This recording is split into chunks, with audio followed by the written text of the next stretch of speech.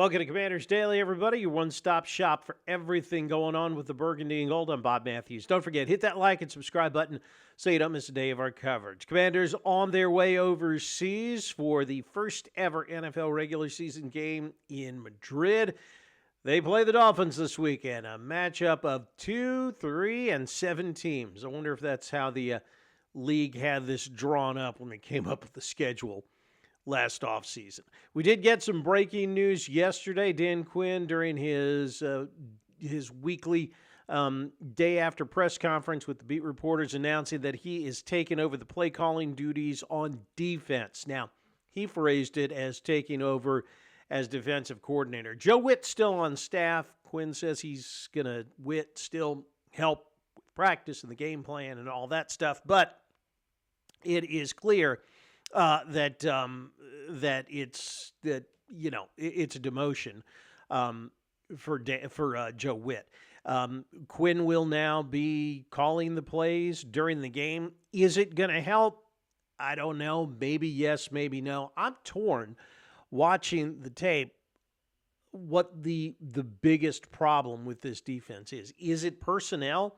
And I know a lot of people like to blame Adam Peters for this, but considering what, they've got to deal with injury-wise, I'm not quite sure how much the coaching staff has to work with. I think it's a combination of a lot of things. Certainly injuries are a big factor. I think that the front office and the coaching staff made a bad decision in the offseason to run it back with the veterans that they ran it back with. Bobby Wagner, et cetera, et cetera. Marshawn Lattimore obviously was a mistake. It made sense at the time. It seemed like a good trade at the time, but he was never able to get fully healthy, and he never panned out. And they gave up some draft capital for that, and that's going to cost him for the next couple of years.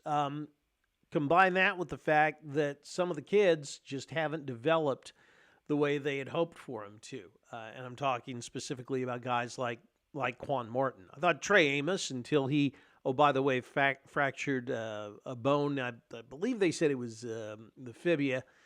He is most likely out for the rest of the season.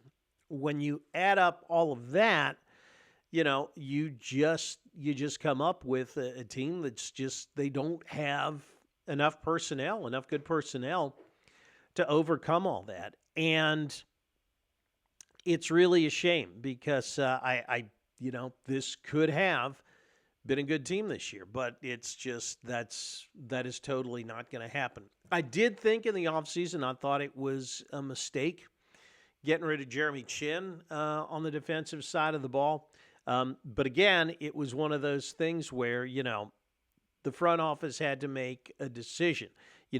Do you give some of these players that you signed to one-year deals, which ones do you give more money to keep them around? They did not want to pay for Jeremy Chin, De'Ami Brown, Olamide Zaccheaus, those guys. And you can understand why, because they're probably going to have to pay more than market rate for him, and they didn't know what kind of a year they would get out of him. It also turns out they didn't know what kind of a year they'd get out of the guys they did bring in and the guys they kept in. None of it worked out. So it's just been a combination of a bunch of things. But on defense, what you see when you look at the tape from Sunday is that you've got guys that have lost yet another step. And especially, you compare the defense that we saw Sunday with, say, what went on Monday night on both sides of the ball. It's too old, it's too slow, and too often players are out of position. When I say out of position, I mean, getting out of position, not only playing out of position, a guy like Frankie Louvu, but then getting out of position on a lot of plays. And you just can't have it.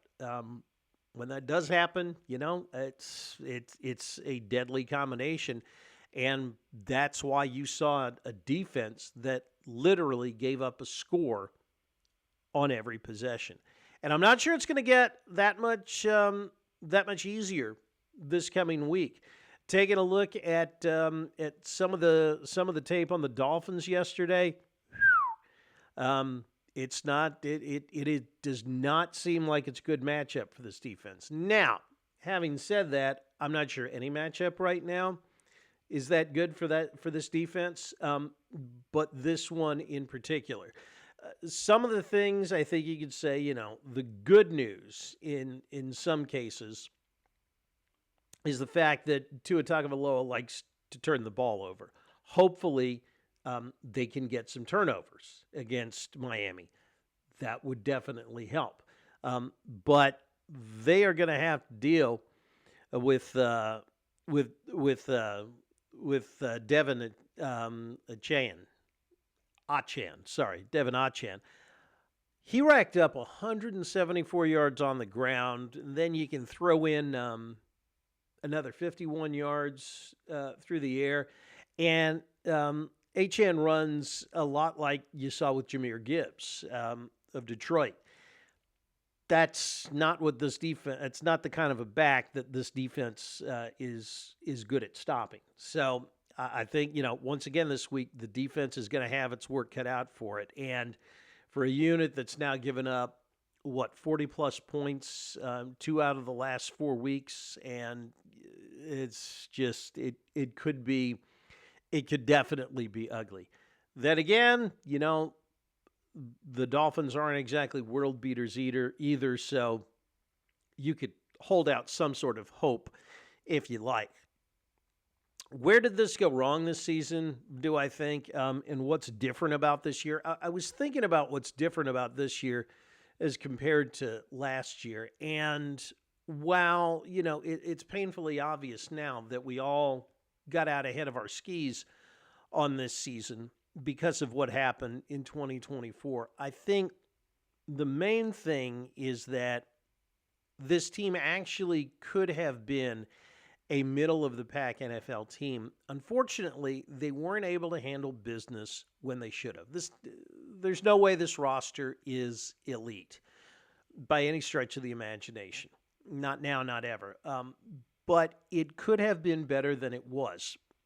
I knew, we all knew the Commanders weren't going to be Green Bay, nor Kansas City, nor any of the teams in this 3-game stretch. Where the season really was sunk was against Atlanta and then against Chicago. And the shame of it is, it really wasn't the offense's fault. When you think about it, given all of the injuries on offense, 3 receivers, a starting running back, and of course, your franchise quarterback only being available about half the time, the offense hasn't been terrible. And in those 2 games in particular, did more than enough to win. Yes, I know. Jaden had the fumble with Bill Merritt, and that led to the game-winning field goal. But, the defense still had a chance to stop Chicago after the offense turned the ball over. And the defense also gave up an explosive to DeAndre Swift, that big touchdown run that pulled them to within 3. So, scoring 24 points against the Bears, scoring 27 points against the Falcons, that's enough to win if you've got just an almost competent defense. And had they won those 2, you'd be sitting here at 5-5, riding a 3-game losing streak, but still with the season out in front of you with 4 division games still left. Unfortunately, that didn't happen, and that's why we are in the position that we are now. Hey, all right, let's go ahead and hit the mailbag here before we get out of here. And, hey, props to everybody out there. You guys have been fantastic with this. Tons and tons of engagement here. Especially post-game yesterday. So thank you so much for that. Shout out Dennis Brown, -R8B. Look, plain and simple, Witt doesn't have a clue, it seems, as to the defense, which isn't energized and is only out there for a check. Same with Witt. He needs to go along with all of the old players who are way past their prime, no disrespect, but at least 8 out of the 11 on the defensive side of the ball need to hang it up. We need people who'll be committed and give it 100% every single game so that you can play. And, you're not wrong on a lot of that. I got to say, you were not wrong on a lot of that, Dennis. Although, unfortunately, I don't think it's effort. I mean, this isn't the 2000, 2001, 2002 free agent extravaganza Washington Redskins out there. I think they're getting effort from most of those guys, if not all of them. I think the problem is that is don't have it anymore. You know, I mean, Bobby Wagner's great. We've said it before, going downhill, but getting them to go side to side, it's just not happening anymore. Ditto, which is why you saw the Lions so successful on all those crossing patterns when they went back to pass. So here's hoping that a change of scenery, maybe some tapas and a siesta or two in the middle of the day will change their fortunes this weekend. Again, kickoff time will be 9:30 on Sunday. Get your questions and your takes in on this one, and we will talk about it again tomorrow.